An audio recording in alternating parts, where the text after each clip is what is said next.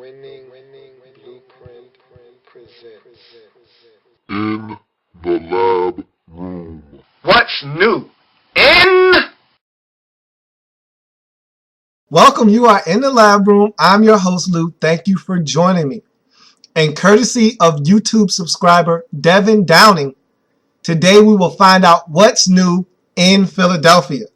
And we've had a lot of fun with this series in a very short period of time. Everyone's scrambling, trying to be first to drop that comment at the bottom of the video so that their team can be next. And I love it. Keep it coming, guys. It's been a lot of fun. And so today we'll be talking about what's new in Philadelphia. And before we get started, give you a quick disclaimer. Be the first to drop your comment at the bottom of the video stating that you want your team to be next. So simply put next and your team, and it doesn't matter how you put it, what flavor or what spin you put on it, as long as the word next and your team is in the comment and you're first, your team will be next up in the What's New In series. This is the UPS format that we're using here in the lab room, UPS being the You Pick series format. And so you guys will determine who will be next after the Eagles. But today we're talking about the Philadelphia Eagles and what's new in Philadelphia. And a lot is new in Philadelphia. But as we all know, before we can talk about what's brand spanking new in Philadelphia, we got to talk about all of the garbage that they had to rummage through and get rid of to clear out the space necessary to allow the new regime to usher in all of the things that they feel like they need to get the Philadelphia Eagles back on track. So without any further ado, let's go out with the old in Philadelphia. Hey, what should we do with this old stuff? Get rid of it. And of course, always, in order to go out with the old, in with the new, what's new in Philadelphia, I need the assistance of not only my big board, but my good old trusty friend, the handy dandy pointer. I have both with me. Let's get to the big board and get busy on what's old in Philadelphia. Out with the old. And first, you got to start with the coaching staff in Philadelphia. Those were the big changes immediately in this offseason. Head coach Andy Reid, who has been Philadelphia Eagles football for over a decade, no longer your head coach. So the sidelines immediately looks different in Philadelphia in 2013. And there's a lot of mystery surrounding the 2013 Philadelphia Eagles, and we'll talk about that a little bit later. But Andy Reid was a fixture in Philadelphia. He's now in Kansas City. And I think this was a mutual parting of ways. Both parties involved, the Eagles and Andy Reid, I think needed to go their separate ways. I think Andy Reid had overstayed his welcome in Philadelphia. It was time for him to go. And so no longer is Andy Reid your head coach. He's now in Kansas City. Out with Andy Reid. Now you have another head coach coming in. We'll talk about him a little bit later. You look at defensive coordinator Todd Bowles, and he filled in for Juan Castillo. How easily and soon we forget that Juan Castillo started out the 2012 season as your defensive coordinator, which was a mistake to begin with. He should have been canned at the end of the 2011 campaign. Instead, Andy Reid let his ego get the best of him. He wanted to show everyone, hey, I didn't make a mistake. He let Juan Castillo stay in as defensive coordinator. It was a disaster. And really, I didn't think he had done that bad of a job in 2012. I was one of the ones pounding the table saying he should have been gone after 2011. But once you get into the season, if this guy isn't a train wreck, which I didn't think the Eagles defense was, he shouldn't have been fired. All you did was create mass confusion amongst your coaching staff and your players. I didn't think it really benefited the Eagles. Nonetheless, Todd Bowles took over as defensive coordinator. He was solid. He didn't knock your socks off. He didn't do anything to wow you as defensive coordinator. He's now in Arizona at the same position, but he's gone now. And of course, anytime the head coach leaves, so will his staff. Bowles now in Arizona, so he's out in Philadelphia. You look at offensive coordinator Marty Morningwig, and here's a guy that has been unconventional his whole entire career. We know about the stories in Detroit when he was the head coach. He comes over, had been your offensive coordinator for about 6 years, from 2006 to 2012. He's now gone. He's now in New York with the Jets at the same position there. So Marty Morningwig out as the offensive coordinator. So that whole staff, now old news in Philadelphia. We turn now to the players in Philadelphia. And you start with quarterback Trent Edwards. Look, you brought him in as another body. He's a journeyman quarterback. You got him off of the street, and you abruptly sent him back onto the street. Once the new regime came in, he was no longer needed in Philadelphia. Trent Edwards out as quarterback. You look at running back Dion Lewis. Here's a guy that seemed to always be in the news for all the wrong reasons since being acquired by the Philadelphia Eagles via the draft out of Pitt. Remember the fire alarm incident right before the season started? And Dion Lewis is a guy that's very talented, but you never really got to see it in Philadelphia. He's going to get a fresh start. He's now in Cleveland. You traded him for a player that we'll talk about a little bit later in the end with the new category, but Dion Lewis traded out to Cleveland. He's out in Philadelphia. You look at wide receiver Marvin McNutt. And if you remember, you drafted McNutt in the 6th round last year in the draft. And you were thinking maybe this guy out of Iowa could give us a spark at the receiver position. And he was playing well in training camp. He tore his ACL. He's done now in Philadelphia. New regime comes in. They see no use for him. He's now in Miami. So now you look at offensive tackle King Dunlap. And for all the King Dunlap jokes, you really needed King Dunlap last season as the injuries started to pile up along your offensive line. He did a bang-up job, but he's nobody's left tackle. And he had to play some left tackle for you last year. It wasn't a good look for you. King Dunlap now is in San Diego. We'll see how he fares out there, but he's not a very good fit in what Chip Kelly wants to do offensively. So King Dunlap no longer here in Philadelphia. You look at guard Jake Scott, and this guy was a savior for your offensive line. You got him in the middle of the season. He was a guy that I didn't know why he didn't have a job in the National Football League. He's been a consistent guard in the league for many years, and he was just sitting there waiting to be plucked off of the street. You get this guy, you plug him in, and he played really well for you in the interior of your offensive line. He's now in Detroit, and so Jake Scott no longer on your roster. You look at the defensive side of the football. That was all offensive players. Now we go to the defensive side of the football, and we start with punter. And when you get a new regime in, nobody is safe, including the punter. And so poor Matt McBriar, who didn't do anything wrong, he's out of here. I'm going to get my guys in. That includes the punter. And so Matt McBriar is out in Philadelphia as the punter. You look at a guy that, if you're a Philadelphia Eagles fan, if you never hear his name again, wouldn't make you one bit of difference. And that's cornerback Nnamdi Asomugha. This was a guy that 2 years ago was the most highly sought after free agent. Yet his 2 years in Philadelphia couldn't have been any worse. You didn't get anything you paid for. All you got was headaches and touchdowns given up. Confused and busted coverages, and not a lot of good production out of Nnamdi Asomugha. And so that was a lot of money wasted in Philadelphia. He's now out. He joined San Francisco's football team. Maybe a trip back out to the Bay Area is what Nnamdi Asomugha needs. Nonetheless, you could care less. He's no longer on your roster. And for you, it's definitely a welcome sign to see Nnamdi Asomugha no longer donning Philadelphia Eagles colors. You look at another cornerback, Dominique Rodgers-Cromartie. He didn't play as bad. He was actually solid for you. There were times where he was beaten to a pulp as well, out wide at the cornerback position. But if there was going to be a cornerback that you held on to, it would have been DRC.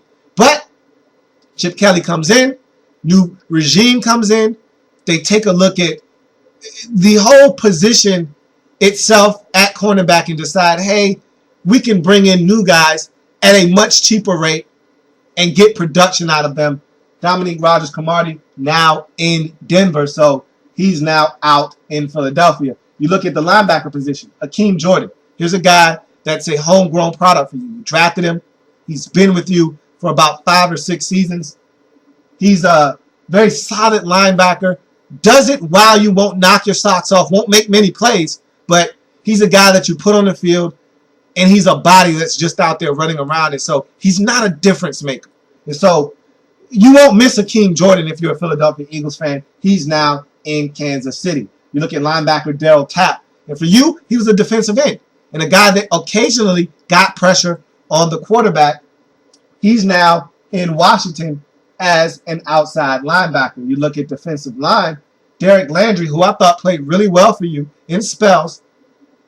He's moved on. He's now in Tampa Bay. And you finish up your out with the old group, defensive lineman Mike Patterson, who has been with you since you drafted him out of USC.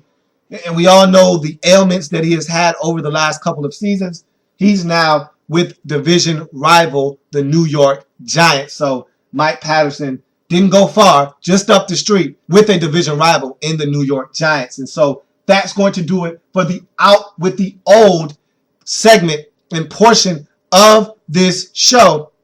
Now we go in with the new with the Philadelphia Eagles. Hey, where'd you get this from? Oh, yeah, that's brand new. So now we're in with the new with the Philadelphia Eagles. And man, is there a lot of new changes in Philadelphia or what? You know how I feel about the Philadelphia Eagles right now? They're like that old creepy house at the end of the block. And there are a lot of mythical stories about this house and how you don't go near it or the old man will come out and get you. And there's a lot of mystery and intrigue and folklore about this house. And it's just shrouded and covered in mystery. That's how I feel about the Philadelphia Eagles. What's going on in Philadelphia? I want to know. What's this offense going to look like? What's this defense going to look like? Are they going to run a very up-tempo offense? Is this offense going to look much like the Oregon Ducks? We don't know. And so there's a lot of intrigue right now in Philadelphia. That's for sure. So let's talk about in with the new with the Philadelphia Eagles. And we start with the coaches because there's a lot of change there. You start with head coach Chip Kelly. And he's the source of all of these changes.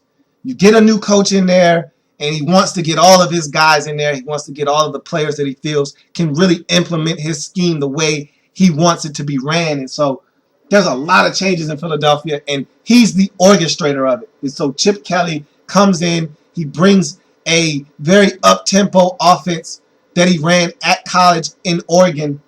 And I tell you what, it's going to be fascinating to see what the Eagles look like come the regular season, because you probably won't see a lot of what you think you're going to see in the preseason. So be interesting to see what Chip Kelly has up his sleeve. But he's the new head coach in Philadelphia coming from the Oregon Ducks in the college ranks. You look at defensive coordinator Bill Davis, and he's a guy that comes over from the Cleveland Browns last year. He was a linebackers coach. This is his first time as a defensive coordinator calling plays. And he's a guy that's just been around. And he's been around a lot of the right people. Now, does that mean he's going to be a good coach? We don't know. Does that mean he's going to be a great play caller? Again, can't answer that. But if you're a Philadelphia Eagles fan, you hope that this guy has learned through osmosis. Because if so, he's been around the best in terms of coaching a 3-4 defense. He's been around Dick LeBeau, Mike Nolan, Wade Phillips, Bill Cowher. The list goes on and on and on. So this guy's been around all the right people to call a 3-4 defense. Now let's see if he can actually go out and execute. But Bill Davis from the Cleveland Browns a season ago is going to be calling your plays as the defensive coordinator. You look at offensive coordinator Pat Shurmur. He was also in Cleveland a season ago. And so it looks like Chip Kelly has made himself very comfortable snagging guys away from the Cleveland Browns coaching staff a season ago. Pat Shurmur was the head man in Cleveland a season ago and had been for the last 2 or 3 seasons in Cleveland before being exiled out of Cleveland after another losing season. And so he's a guy that can call offensive plays. He's been an offensive coordinator in his league before. He's very good at what he does. And so you should be very comfortable with Pat Shurmur being your play caller. Not a great head coach, but the man can call some plays on the offensive side of the football. So now you look at the players added for the Philadelphia Eagles. Quarterback Dennis Dixon. Dennis Dixon. I don't like him. If you're an Eagles fan, you better hope and pray that Dennis Dixon never gets on the football field for you in a regular season game. I'm going to leave it at that. You can feel the way you want to feel. I don't think you want Dennis Dixon in the game for you, and I'll leave it at that. He came over from the Baltimore Ravens. You look at running back Felix Jones. Here's a guy that you got from within the division. Ex-Dallas Cowboys running back. Never has really gotten to his full potential. He's a guy that has a lot of speed to burn, but is often injured. If he can stay healthy, he can be a nice change of pace back for the Philadelphia Eagles.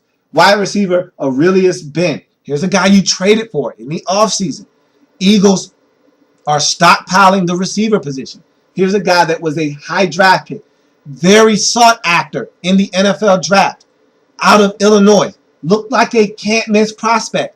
Then gets into the league and underachieves in Tampa Bay. He goes out and trades for him, does Chip Kelly, and he's thinking that he can get the best out of Aurelius Ben. We'll see what that amounts to. Aurelius Ben getting a fresh start in Philadelphia. You look at wide receiver Afani Moma. Here's a guy that has sparked a lot of intrigue amongst Eagle fans and fans around the National Football League. We're talking about a guy that Chip Kelly has went out and got, who did not play football last season, was out, missed his senior year in 2011 after injuring himself in the first game of the season at Boston College. Didn't play at all in 2012 as he was not granted another year of eligibility. So he hasn't played football essentially in 2 years. But the guy is 6'7" and runs a 4.40. So the measurables are there. If nothing else, this guy, Afani Moma, should be one heck of a red zone target, to say the least. So let's see if Afani Moma is what the Eagles think he could be. Next up, H-back James Casey. Here's a guy you got from the Texans. Very versatile, can play tight end, can play fullback. He's more of an H-back and probably will be in this Chip Kelly system. I think he was a guy they really wanted to go after because of his versatility. So look for James Casey to be all over the field offensively for the Philadelphia Eagles. Go to the defensive side of football and what's new in Philadelphia. You start with punter. And I talked about how they got rid of poor Matt McBride, even though he didn't do anything wrong.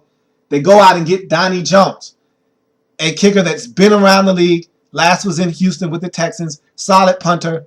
He comes in. He's going to compete for the job with another punter. We'll talk about that a little bit later. You look at another addition to your team in free agency. Cornerback Bradley Fletcher. This is a guy that was often injured in St. Louis. When healthy, very, very solid.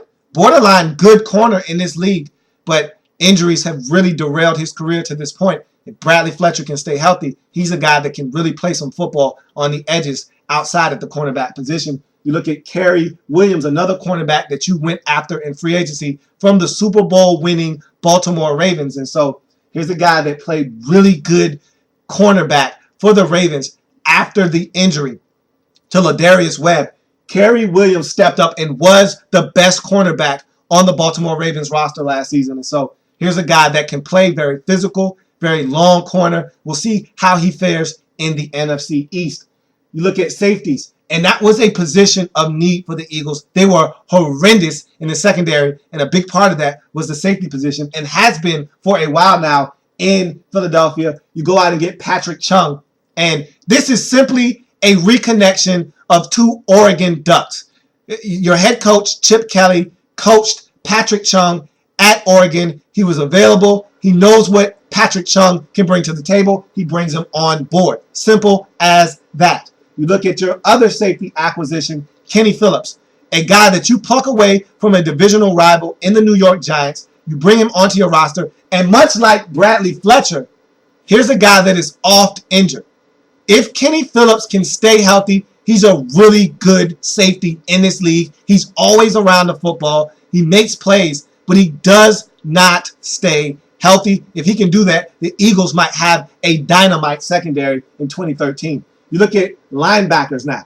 Connor Barwin. Here's a guy you went out and got from the Houston Texans. And this was the guy you really wanted very badly. You threw a lot of money at him. The Texans weren't willing to match the type of money the Eagles tossed at Connor Barwin. And this is a guy that can get after the quarterback, is extremely solid in the run game. Eagles are going to be very happy with that addition. You look at linebacker Everett Brown. Here's a guy that was drafted in the second round by the Carolina Panthers just 3 seasons ago out of Florida State, had high hope for him, has never amounted to anything in the National Football League.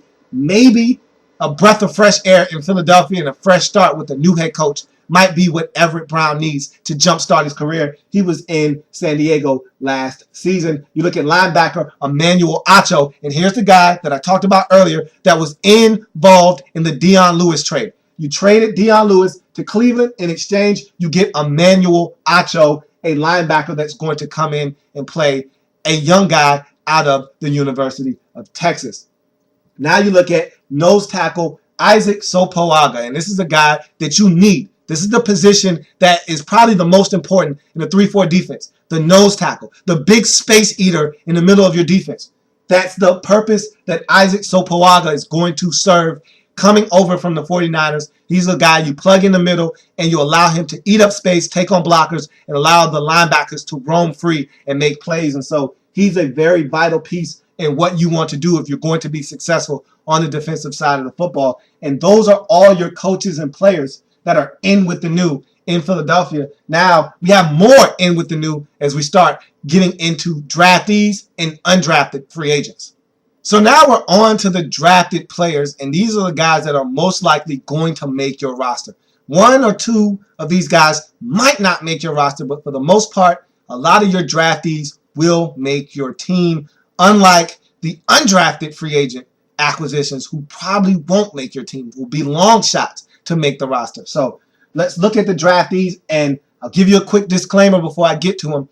I'm not going in depth with these draft picks. If you want in-depth coverage and in-depth breakdowns of each and every single one of these players that you drafted in the 2013 NFL Draft, I will redirect you to my NFL 2013 Draft Wrap-Up series. Look for the Philadelphia Eagles. It's all there. So you look at the draftees that will be on this roster. First round selection, offensive tackle Lane Johnson. Then you have in the second round, tight end Zach Ertz.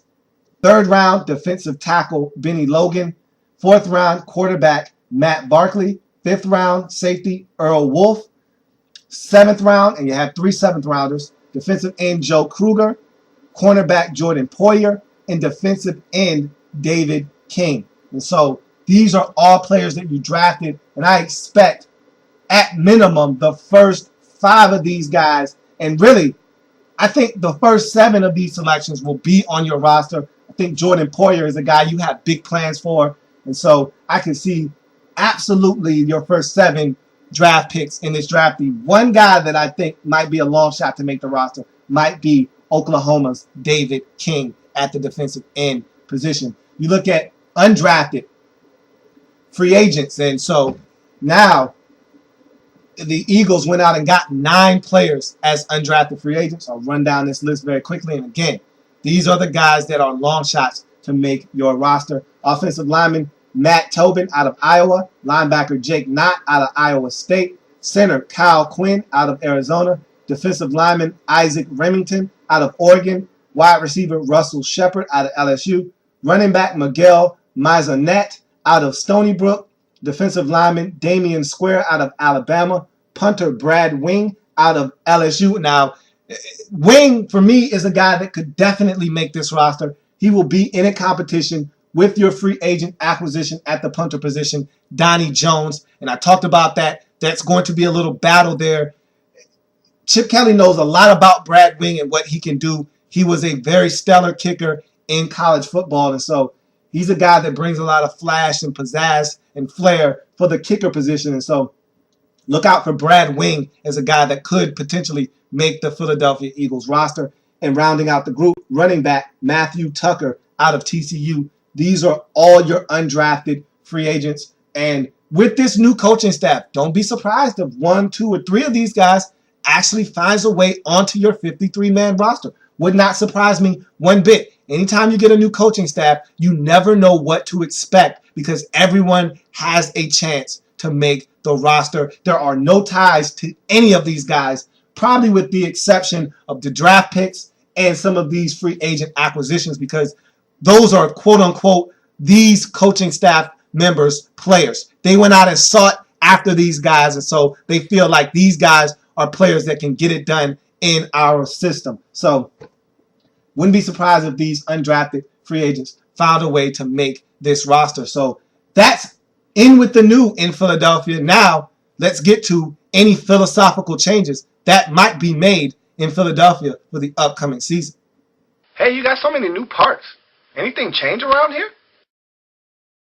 All right, so philosophical changes for the Philadelphia Eagles, and there are going to be plenty in 2013 and moving forward for the Philadelphia Eagles. You've been so accustomed to Andy Reid and the way the Eagles have done things over the last decade or so, and so now with all the new changes, no more Andy Reid probing the sidelines, no more 4-3 defense. We have known the Eagles to play that aggressive 4-3 defensive front. Last year, they kind of put a little twist on it with the wide 9 alignment. It's a different ball game now in Philadelphia. Let's start with the defensive side of football and your new defensive coordinator, Bill Davis. Here's a guy that's been around the block with a lot of 3-4 defensive head coaches. I've already ran down a list of guys that he's been around throughout his long career in the National Football League. This is his first time as a defensive coordinator calling the plays. He's a 3-4 guy at his core. And so no more 4-3 defense in Philadelphia. As we all know, though, in the National Football League, you'll see a variation of different defenses. No team generally plays one set defense. You'll see 3-4, which is going to be your base defense in 2013. You'll see some 4-3 occasionally. You'll see some guys just floating around in an amoeba type of defense. That's all the rage now in the National Football League. You'll see dime, you'll see nickel, and so you'll see different fronts. But your base defense in Philadelphia now will be the 3-4 defense, out with the 4-3, in with the new 3-4 defensive look.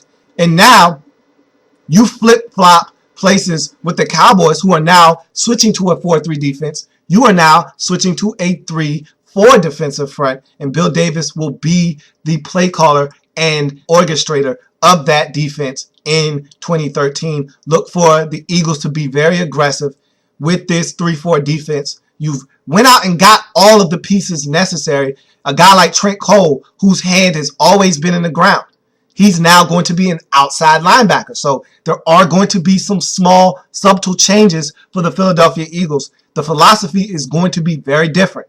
Still aggressive, but it's now going to be in a 3-4 defensive look. Your secondary is going to be very different. And so there are going to be a lot of changes on the defensive side of the football for the Philadelphia Eagles. Just like on the offensive side of the football, there's going to be a lot of changes. Andy Reid did run somewhat of an up-tempo offense. However, it pales in comparison to what we think, and we do not know for sure, but the assumption is Chip Kelly will bring his up-tempo Oregon style of play to the National Football League and the Philadelphia Eagles. And if that is in fact the case, that is a huge philosophical change from what the Eagles have been doing over the last, I'd say, decade and some change with Andy Reid. Another thing you will notice is that you will run the football more effectively. Chip Kelly is a guy that does love to run the football. Everyone gets lost in the fact that the up-tempo offense is very quick and it's very driven by the quarterback. But make no mistake about it, Chip Kelly loves to run the football. He's produced a lot of really good running backs in the National Football League. And so don't be surprised if the Eagles are a run-heavy football team in 2013. This up-tempo offense does not mean that they will not run the football. So do not mistake the Eagles as that finesse team that they once were. Chip Kelly is a very physical and physically imposing head coach. He loves to put guys out there that can maul you at the point of attack, and he loves to run the football. And so the Eagles, who in the past have shied away from the running attack and at times have had very dominant backs. I think that LaShawn McCoy, Shady McCoy, is one of the better backs in the National Football League, but I don't think he gets the ball enough at times. You don't have to worry about that in 2013. The running game will show up for the Philadelphia Eagles. This up-tempo offense will also cause a lot of problems for defenses around the league. It's going to be very different. At times, you may see 5 wide on the field for the Philadelphia Eagles. At times, you may see 1 receiver in a power formation. And so you don't know what you're going to get out of Chip Kelly. Just know it's going to be very, very different from what you're used to in Philadelphia from the old regime. And so it's going to be changes all over the place. Special teams, defense, offense, you name it, it's going to be different in Philadelphia. And I tell you what, there's a cloud of mystery surrounding this team. And I think everyone is intrigued as to what the 2013 Philadelphia Eagles will look like. But I can assure you of one thing. That's what's new in Philadelphia. What's new in